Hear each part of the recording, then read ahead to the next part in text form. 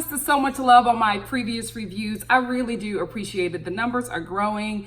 I put up a post about how appreciative I was for all of your love and support, and the comments were just amazing. I cried all day that day, just out of gratitude. So I just truly appreciate it. And I thank you all for joining me again for another messy love and lockup review. I am still on my detox, so let's get into it. So on Twitter, Sarah was going off in her black scent about how Michael wasn't really coming home because of the whole parole officer thing. He was only coming home because it was Father's Day weekend. I disagree. I think that Michael would have still, enjoyed Megan. I think he would have left a bit early, but not in the middle of the day after they had made plans. I think he would have waited to finish up his stuff with her and then still been home in enough time to celebrate Father's Day weekend. I could be wrong, but that's what I think that he was trying to do, because even when you blow up those text messages that she was sending back and forth to him, if you blow them up, and I saw a screenshot of it as well, but it's also on last week's episode, you could see her going back and forth with him. And she was saying that no, it wasn't her, it was a producer. I believe both scenarios, but from what I've seen from Sarah, I'm thinking that Sarah did that mess. She called him and was like, your P.O. is looking for you. If you don't get here, you going locked up, knowing good and well she just wanted to see him. And I think that's how their relationship is. I think she plays those games. He falls for it. Like, this is who they are. They are this messy, ratchet couple. It is what it is. And I told you before, they are the couple that nobody wants to invite to the barbecue or have at any kind of gathering, because they always make it into a fight and it gets awkward and uncomfortable for everybody who's involved. Like, you invite them to a baby shower, all of a sudden he look at a girl the wrong way, and then she's throwing a damn diaper bag at his head, and the whole baby shower is destroyed. They are that couple. Oh, so Sarah invites Emmy over to just drag Michael and just to be her therapist. And I feel like, Emmy, you need to get a new friend, because this is who you're always going to be in Sarah's life. You are always going to be that person that comes to her whenever she's going through. She still makes the same decisions. It pisses you off. And then when you try to come at that or try to tell her what the right thing to do, she'll get mad at you and get rid of you. Because I guarantee you, if you and her are still friends and Michael has seen how you have talked about him to her, girl, you won't be her friend much longer. Sarah and Emmy are in their medium living room dragging Michael, and Michael walks in. Let me tell you something, baby. Emmy was shook. All that stuff that she was talking, she was like, yeah, just get rid of him. I was like, no, Emmy, keep it up. Keep on dragging Michael. Anyway, Sarah and Michael are having an argument, and Emmy is in the back acting like she's putting up these plastic containers. Like, she was rearranging this salad the whole time this argument was going on. And then she's whispering to the producers about how horrible Michael is. And I'm like, they can't hear you? Because this apartment is not even a hop, skip, and a jump, okay? It is a medium, like I said before. And I'm just like, how can he not hear you dragging him all the way in the living room when you're in their little tiny starter kitchen? Let me stop dragging this young couple. You know what? They're doing the best that they can, because when I saw that housing complex that they lived in, I was like, oh, you know what? Sarah might not be faking that black city. But then I see her parents, and I'm just like, yeah, girl, something up. I don't think she was raised like this. I think she fantasizes about that life. Like, I'm telling you, as someone who's from the hood, you meet so many people who fantasize about living your life. It is the weirdest thing ever. I don't know, maybe TV and rappers made the hood look amazing, but I mean, it's not like it was horrible for me. I feel like we made the best of our situation, but nobody would really choose to live like that. Maybe it's a community and the culture that people are it's that. It's a community and the culture. Like, we make everything look cool. I swear, black people are like the seasoning salt of everything. We that good spice. Then we get this scene where Emmy is now the counselor for Michael and Sarah. She's like trying to talk to Sarah. Sarah is screaming at her. Michael is looking so uninterested. And I'm just like, poor Emmy, because she feels so bad for her friend. But Emmy knows the decision that Sarah is about to make. Like, she already knows that this girl, no matter what she says to her, she's going to go back to Michael, because this has been her friendship with her. She counsels her, she tells her the right thing to do, and then Sarah goes to make a dumb decision, and then it all falls apart. And who is there to pick up the pieces? Emmy, listen, I've been this friend, girl. It will never work out in your favor. Get out. Sarah's pregnant. Girl, why? Why are you doing this to yourself? Like, Michael isn't giving her anything to even make her believe that it will get better. There's nothing that he's doing. And you know what? Speaking of, I knew something was going on with Sarah being pregnant. Like, I didn't know what it was. I thought maybe she was stressed out, but she looked very different in her confessionals, okay? So when she said she was pregnant, I was shocked, disgusted, and then I was like, okay, it makes sense. Because she goes from looking like a Cabbage Patch in her regular scenes to the confessionals giving me Garbage Pail Kid. And then I was like, what's going on, Sarah? Is Michael stressing you out this bad? No, she's carrying his baby. Like, you're carrying his child. Again, for what? You saw how he did you with Aviana. What did he give you to make you think, you know what, he'll be a good dad? You know, I think that Michael does love Aviana because their scenes together are very sweet. But I'm like, what about him made you say, I want to do this again? Because the last time you did it, he was in prison and you were by yourself. Guess what, baby? You're doing it again. And where is he at? In prison. You know what? Your cookie cutter parents in that nice little home did not raise you like this. Not only did you go black, you went felon black. I can't, you killing them Caucasian parents, just killing them. They didn't want this for their little baby. They didn't want this. Should have never gave them kids BET. BET? Listen, they have got them kids in the suburbs, child. Poor thing. I knew something was different with her. She was actually a bit darker, like a bit more like tan. Eyebrows were like uneven. Who knew it was a baby? Who knew? I just thought it was Michael. You know what? It's probably Michael C just tearing her body apart, just stressing her out like their daddy stresses her out. Poor thing. You know, I had a girlfriend.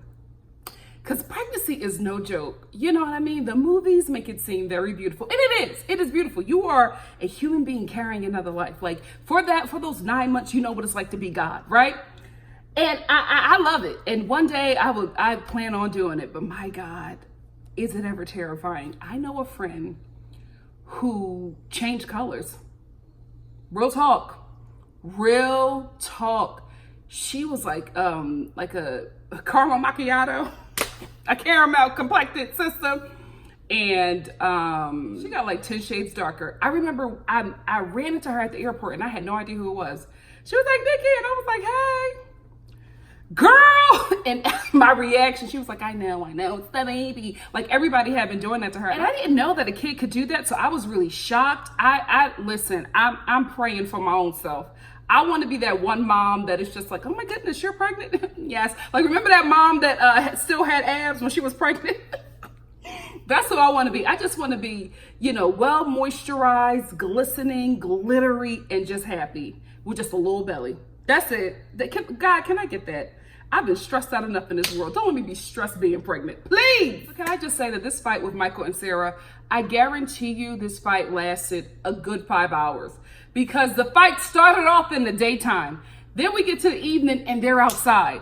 Like, they're still fighting. And this made me think back to their last fight that they had outside of this apartment complex. And I was just like, you know what? I can only imagine the neighbors and how many ratchet fights they have seen from Michael and Sarah while living above or around or next to this little ratchet couple. Because when Sarah was doing all this crying, just falling down, running outside, then she's outside sitting on their porch right next to the neighbor's door, like having a full breakdown with Emmy. Then Michael comes out together. I'm just like, I can only imagine what they have seen. And then I thought back to myself, you know, we all got them messy neighbors. I was just like, I would be that girl, that one neighbor who would be looking through my blinds and just like, oh, here they go again. Calling my sister, girl, it's the white girl and the stud. They fighting again. Come on out here and see it. I'm telling you, I know. Where are those neighbors? Like, why aren't they like feeding the blogs information? Because we know y'all got tea on this couple. This ain't the first fight that they've had over another woman, and it won't be the last. Share the tea. One of my subscribers gotta be Megan and oh, I didn't call her Megan, child. Sarah and Michael's neighbor. Come on, get me the tea. Let us know what's going on. Poor Emmy. The girl has been there all day rearranging salads in the fridge. She's trying to get her friend to realize that Michael is not the one for her. Doesn't work. She falls out crying in her arms. Can we just talk about how Emmy, oh girl, I hope when you say you're done, you're really done. So, like I said before, Megan is, I keep on calling her Megan. Child, don't fight me. You won't win. But Sarah is crying. And, you know, Michael goes and puts the ring back on her finger and like kisses her or whatever. And while she's doing that, they're doing that, Emmy is standing right behind her, pissed off because she's been in this position before with Megan. She's been in this position before with Sarah. Like, she's been there. She's been there 1,000 times, and she's just like, I'm done. I am done. I'm sick of this. She does this all the time, and he knows exactly what to say to get her. And she's right there, pissed off. All of a sudden, she's back in the living room, back in the kitchen, rearranging salads, whispering to producers again. And I'm like, girl, you're always going to be here with her. She loves him. I don't know why. I don't know what he's done for her, but she is like all into Michael. And it's so sad because you see two relationships where Michael has given the least, and these women are head over heels in love with him. And it's starting to make me think that he is the type of guy like Marcelino who seeks out women who are not saying that they're not quite there, but there's something about them that they are lurking or need from another person.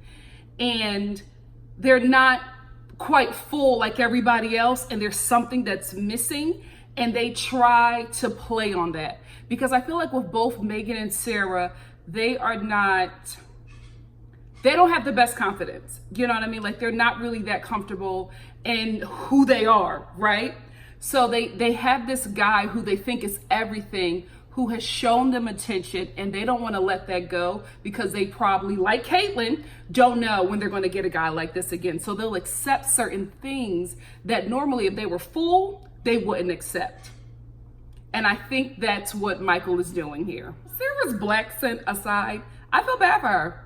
I really, really do, because she is like giving all this emotion to Michael. She's breaking down, crying, she's screaming, she's yelling, she's walking away, she's coming back, giving him all of this, and he's giving her absolutely nothing.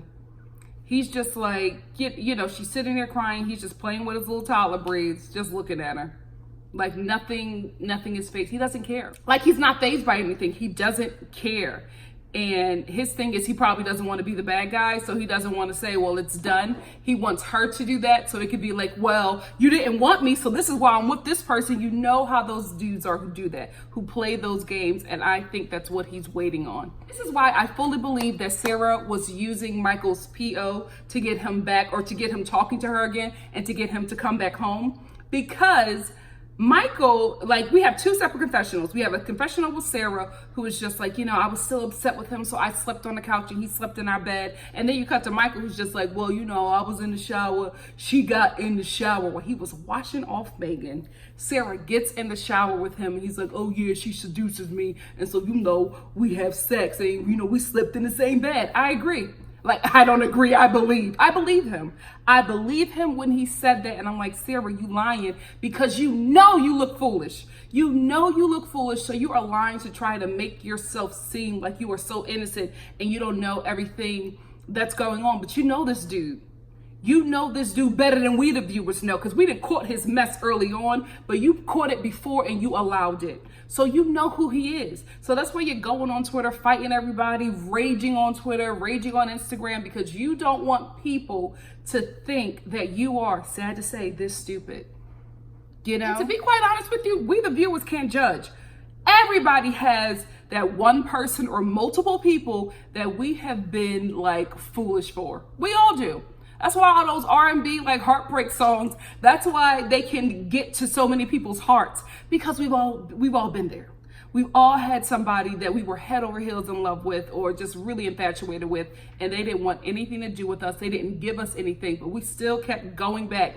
And everybody else saw us being dumb. And instead of, like, you know, realizing that, recognizing that, and stepping out, we lie, we make things up, we try to make it seem like they're a better partner to us in secret than they really are. And, you know, we've all done that. So ain't nobody judging. It's just like, girl, you doing too much to cover up this foolishness. We done already seen it. Learn from it and move on. Then we cut back to poor Megan, who was in a hotel room crying. She gave Michael his virginity, and then he went home to get celebrated for Father's Day.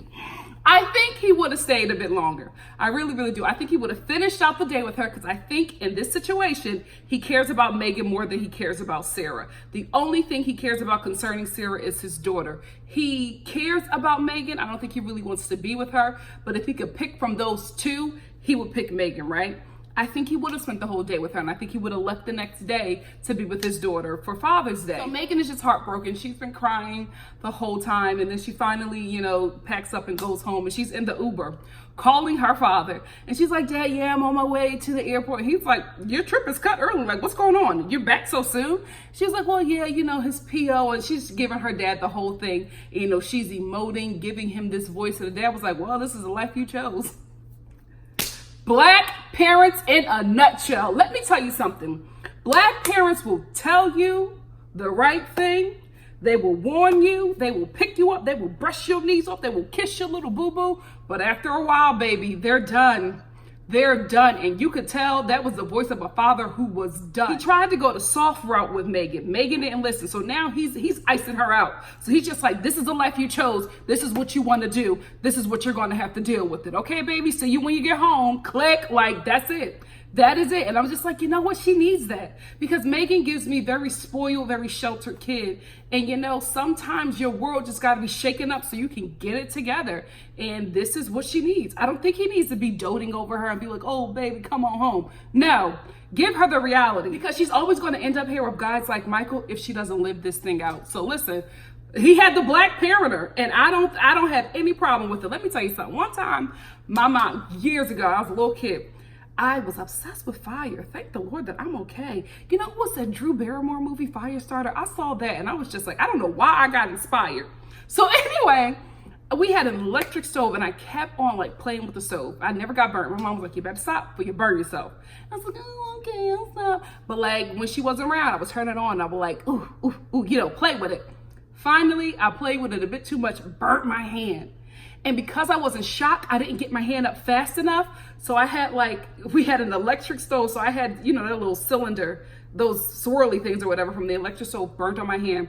I ran to my mom and I'm like, oh my goodness, I burned my hand. And you know, I'm giving her everything that Megan was giving her dad. Because when you give that to your parent, you are expecting comfort. My mom turned around and looked at me. She said, what'd I tell you? And I was like, she's like, I told you to stop playing with that stove. Now you burnt yourself. And I was like, yeah. She's like, you won't do it again, will you? I was like, no. Said, okay, go sit down. And I was like so upset because that's not what I wanted. But let me tell you something. I learned from that. I never touched that stove again because one, I didn't get that comfort that I was looking for.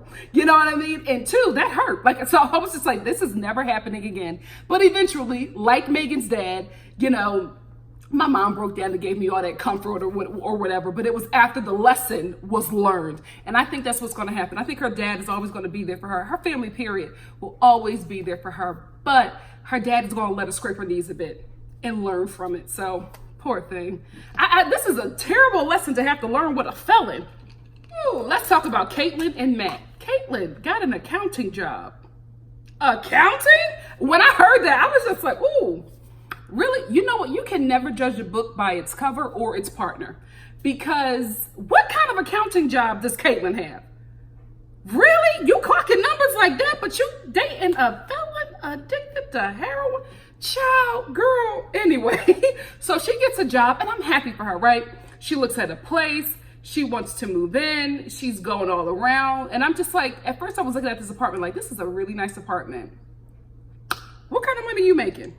You know what I mean? I'm like, Caitlin, what kind of coin are you going to be able to get? But then I thought about it. I'm always like comparing things to where I live in Los Angeles, which is very expensive. But I moved from New York to LA. So to me, LA rent is cheap because New York, darling, I couldn't hack it, okay? I'm never ever living in New York City again without a coin. Shout out to everybody else in New York City who are middle class and just making it. That is the truth. You are survivors. I couldn't do it. Anyway. So she's looking around this apartment and then Matt walks in just all bummy and embarrassing. You could tell that she was embarrassed by how he walked in. He walks in and he's just like, oh, I don't know. Yeah, he's disappointed that she's looking for an apartment. And he's all like, well, you know, I'm comfortable with staying at my mom's. I never had to look for a place to rent. I never had to get a place on my own. I always lived at my mom or I was in prison. Oh, you okay saying that? You're damn near 30 and you're okay saying, oh, I've never had to have a place because I spent the majority of my time in my mother's home or prison. Matt, I'm so concerned by how fond he is of prison. Can I just say, it's concerning, Caitlin. girl, you are not ugly. All you got to do is get a nice hairstylist and fix those brows and stop smiling like Beavis and Butthead. You got like a Beavis and Butthead kind of smile. And I think you can work on that. I don't think that it's anything. I just think that you, like you do that kind of thing and it's just not attractive. But if you work on that, work on your fashions, listen, stop shopping at Charlotte Russe and Hot Topic and take a little trip to Forever 21. You can still start a little cheap. And then when you start to feel yourself, head on over to Zara. You know what I mean? Get a nice little cut with a nice little bang. You know, fix the eyebrows and girl, you're there. You're there because you got your little accounting job. You're looking at a nice place. You don't need Matt. You can get a healthy Caucasian man who was not on meth. Or you can get a nice little black man, because I saw the way you was looking at that sales associate, but I don't think that he was playing in your in our field. Okay, girl. He looked like he bats for another team. Okay. I could be wrong though, but a black man in a pea coat with a tight scarf, gay. And since we're here, can we talk about how y'all got me together in the comment section for agreeing with Matt? What I was saying, guys, was I didn't agree with Matt. I just thought that I didn't like how the construction worker like turned up out of nowhere. I felt like he was doing the most for the cameras, but y'all was like, oh hell to the no, Nikki, what you not doing is defending this meth addict on this show.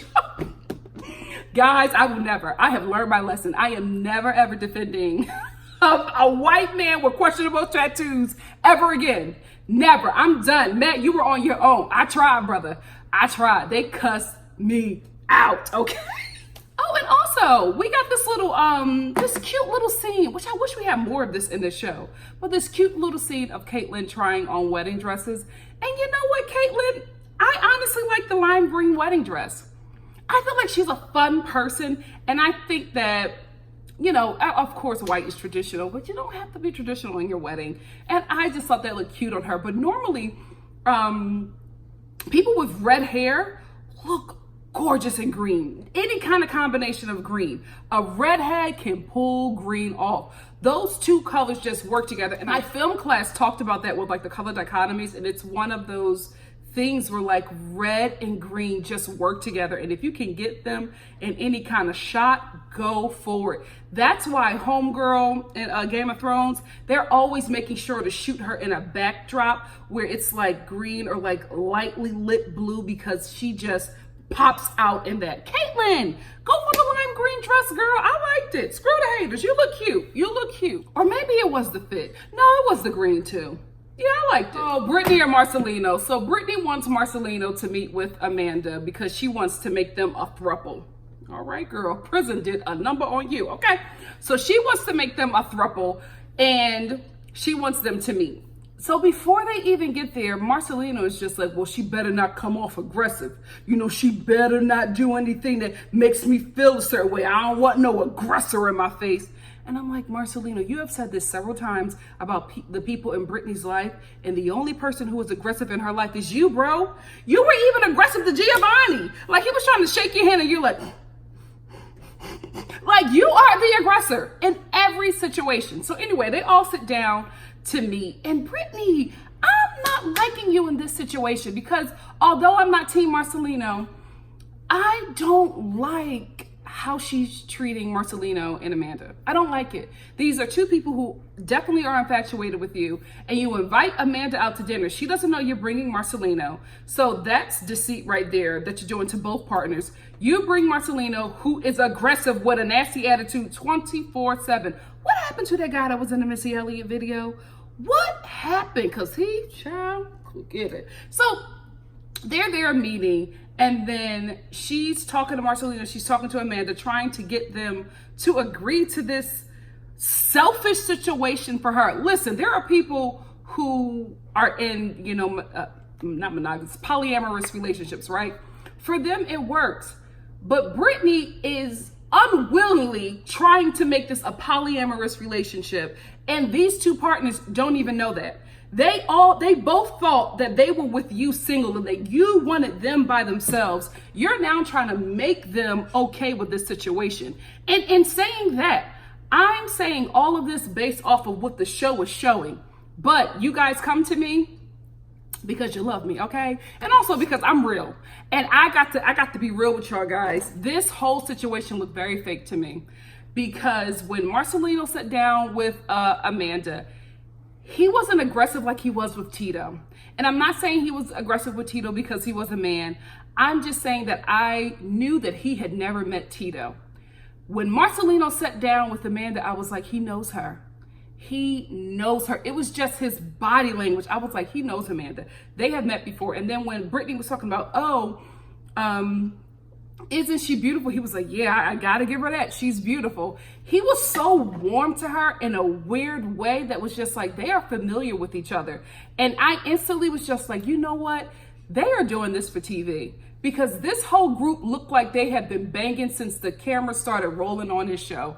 I do not for 1 second think that Brittany was bringing Amanda to the hotel room and Marcelino had no idea. I think Brittany brought Amanda to the hotel room when Marcelino left so that they can do all that filming. And when the cameras left, they all got it together in that hotel room. They all been banging and slanging, throwing each other from each part of the hotel room since the camera started rolling on this show. Because Brittany herself even said it, that her and Marcelino are faking a lot of stuff for TV. Well, she didn't say fake, but she said this is entertainment. So a lot of the stuff that you see is not really true. We're just putting on a good show for you guys. Because even the argument that she had with Marcelino about Amanda, it just, I agreed with Marcelino being outraged, but there was something about it that was not, it didn't connect right.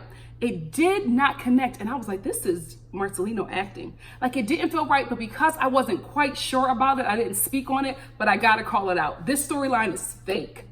They are faking this storyline because Marcelino knew Amanda. They all, I'm telling you, they all know each other. Let me know what y'all think about that, because I was just like, nah, Marcelino, I'm not believing this. Nah, Amanda, I'm not believing this. And then even when Amanda is running out, you know, Brittany's like, oh no, I want you to stay, have sex with me. Just like being, I don't know, Brittany. I just didn't like Brittany in this situation. And for me, as somebody who was rooting for Brittany in the beginning, it just put a bad taste in my mouth for her. Because I was just like, why would you do that to two people who really care for you? Why are you playing them like that? Because even her timeline was messy, and Amanda was calling that out as well. But she wanted to overlook that because she just wants to have sex with everybody. And I'm like, you are giving bisexuals a terrible name. You know what I mean? She keeps on saying that she's bisexual, but she's making it just based off of sex. And bisexual people are not just attracted to people of the opposite sex or the same sex just because they just want to have sex with them. There are like, I'm interested in you as a person. There's a relationship there that I want to pursue, or it could just be sex. But I'm just saying, Brittany was making it seem like I'm bisexual, so I just want to have sex with everything. And I'm like, girl, you turning it up too much. Turn it down to the point where you were believable to me, because not anymore. And in saying all of that, I totally missed the point where Marcelino pissed me off yet again. Oh, Amanda, you can't offer her what I can offer her. Amanda was like, you can't offer her what I can offer her either. Amanda got him right together. Like, don't sling your ding-a-ling around here like it's all precious, baby. This coochie got Brittany going crazy too. It's the detox, y'all. The detox. We didn't get any of Tracy and a little bit of Clint this episode, and I think it's just because Tracy is incarcerated and they gotta like go to where she's at to film, because I'm thinking that she probably got paroled where she got locked up at, you know, or someplace probably where her family is. And so I'm thinking that they just got to get there and film her story, and we'll probably get that later in the season. So we probably from this point on won't get a lot of Tracy and Clint until they can get something where they're together. Anyway, we do have this scene where Clint is talking to his lawyer, and his lawyer is just like, get out of this, period. Like, point blank, he's like, this ain't smart. You don't really know this woman. And I didn't know that Tracy brought up being married to Clint. She was just furthering her scam. Sis, I see you. So the lawyer's just like, you got to get out of this. Like, this is not good. Your debts become, her debts become your debts. You know, like, you're responsible for everything. Like, you're responsible for this car. If you annul this thing right now, you can make a clean slate. And the only issue you will have is paying for this video, which we all know the show is taken care of, but I'll play along. I feel like the lawyer was telling him some true tea. I didn't think the dude was being scammy or schemy or whatever. I didn't think he was doing anything like that. I thought he was telling Clint the truth, and I hope he listened. I hope he listened. That man said, listen, your goddess is a crackhead. Get out. Get out now before it really hurts you in the end. And I didn't know that he maxed out his credit cards already. What y'all buy? Crack. You spent it all on crack because nothing that he has bought on this trip adds up to him maxing out everything. Crack. We see you, Clint. You're not getting over on nobody. And y'all, Mercury is in retrograde or Jupiter is on Gatorade, whatever it is, because once again, I am agreeing with somebody I have not agreed with before. Jasmine is cussing out Lizzie because she just knows that her mom isn't into Scott. Like, I think she doesn't like Scott because of what Scott has done to her mom and how he has supported her through her habit or supported her habit. That's one thing, right? I also think that Jasmine just doesn't like her mom leading on this man. Like, she doesn't like it. She doesn't like her mom like this because I think it reminds her of her mother from the past, right? However, Lizzie keep on trying to tell her daughter in the nicest way, sis, this is how I've always made my money. Please stop knocking my hustle. Lizzie is not in love with Scott. Lizzie is not attracted to Scott. Lizzie does not like Scott, right? She likes him as a person. She loves his support. That's what she loves. She loves how he takes care of her. And let me tell you something. Living out here in LA, you see relationships like this all the time. It is the saddest thing to say, but you do. I know of a couple married with kids. I just have to think about that for a moment because I'm just like, do they watch these videos? Anyway, I love y'all. Listen, let's tell the truth. They got married because of health insurance. Like, they got married for health insurance and to have somebody to split bills with. That's how they moved in. They moved in together because they just needed help with the bills because LA is very expensive. And then, you know, she got pregnant and they got married because of the insurance. It was just, you know, they're friends. They're good. You know what I mean? They're making it work. But I was just like, oh, y'all telling people this? I wouldn't. Okay, because now YouTube knows. But the thing about it is that's common. There are so many relationships out here that are built off of what we can get out of it together. Not like, oh, I love you. I really want to spend the rest of my life with you. No, our agents put us together. Our managers think this is a really good relationship, or I would like to get put on in this area. So let me give you my body, or, you know, some kind of favor while you pay for this or pay for that. There are so many relationships out here like that. And this city is cool with it, which is why I look at Scott and Lizzie like, yeah, I see this every day. It's so common where I'm like, okay, you know, he knows what it is. She knows what it is. Why do I care? Like, it's not my business. So it's like, this is the thing. I think they both know this is an arrangement. Okay. Scott knows that he couldn't get Lizzie if he ain't had no money. He knows this, right? Lizzie knows that Scott couldn't keep her if she wasn't broke down and decrepit and needed some support. And she's trying to get her child to understand that, but everybody knows that your parents are like God, you know what I mean? Like, they're kings and queens to you. You look at them in such a way where it's like, I just don't want to see my mom selling herself to survive. Like, she doesn't want to see that. And I think that that's another part of it. She doesn't like Scott, but she also doesn't want her mom hoeing. Get hold of me. But then Lizzie is like, well, girl, what am I supposed to do? At least I'm hoeing with one dude, you know, and not multiple. It's like, let her do what she got to do, Jasmine. But I get it. I wouldn't want to see my mom do that either. So I totally understand what she's going through. But it's like, girl, it is what it is. Your mother fresh out of prison a couple days. And you know what? I feel for Lizzie because the people in her life, she's been out of prison a couple days and they just want her to make these huge decisions, have these really deep talks with her. And I'm like, guys, she's been locked in a cage for 10 years. Let the chick breathe. And can we talk about poor Adam? He is watching his father just burn through everything. I know Adam had to get to the point where he was just like, well, what the hell are you going to leave for me? You know, and I think that makes a lot of sense because this is a problem. Let me just break down America. This is the problem in America. America is built off the middle class. The middle class is shrinking because our parents, sad to say, baby boomers, you jacked us up, are not leaving anything. There's nothing left for this generation to grasp and build. Like, you know, back in the day, at my age, you had a house, you had kids, you were able to afford all of this. You had a nice little, you know, retirement plan to die into if it ever came to that. But like, you can't get that today because there's nothing left. You know what I mean? Back in the day, if a parent died, their home would go into the kid, would go to their next of kin. There's no homes being left because when the parent dies, the bank takes it because there's no inheritance being left. There's nothing to grow into. There's nothing to build off of once one generation has gone on to glory.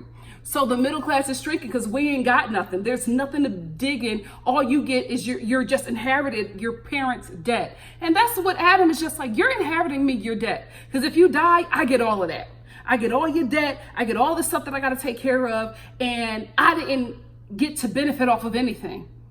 Like the woman that you was paying everything for, she got all of that. She got the inheritance. She got all of what you have worked so hard for, not your freaking seed. I never understand this. It doesn't make any kind of sense to me. And I feel bad for him. He's like, well, I'm leaving, because he got to get back to his own life. But it's sad to see your parent who is getting played, and the parent knows that they're getting played, but they don't care.